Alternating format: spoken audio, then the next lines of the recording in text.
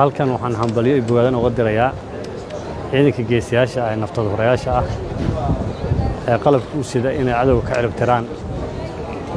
jamhuuriyadda federaalka Soomaaliya oo haweeney maalin u soo jeeda qof walba oo Soomaaliyeed dal iyo dibad meesha jooga waxa waajib ku ah in ciidankaasi Soomaaliyeed garab istaago maadaama madaxweynaha jamhuuriyadda federaalka Soomaaliya muddo bil ku dhawaad ah uu ku jiro jidda hore uu hogaaminayo howlgallada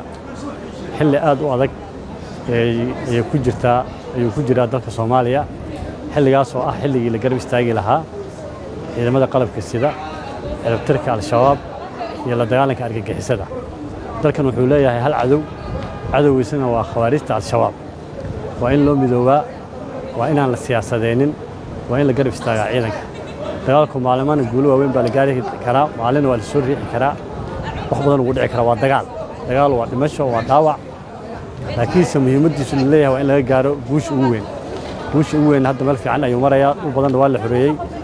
howl badanna waa la qabtay waxaan rajaynaynaa in guulaha kala dhameystirmaan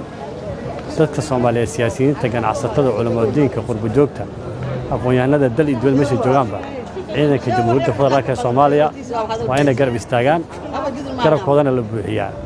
sababtoo ah waxay matalaan oo ay ku dagaalamayaan oo ay haweeney maalin dhaxantaas iyo qowgaas iyo kulalkaas ay u dhex ordayaan oo difaaca dalka iyo dadka iyo diinta marka waajib guud baa naga saaran waxaan leenahay ciidanka meel walba ay joogaan hambalyo inta shahiidayna jannada firdawsan u rajaynaynaa inta dhaawacantayna waxaan u rajaynaynaa inuu ilaahay u boogadhayo annagana insha Allah oo ku soo biiri doonaa mar dhow haddii la karaan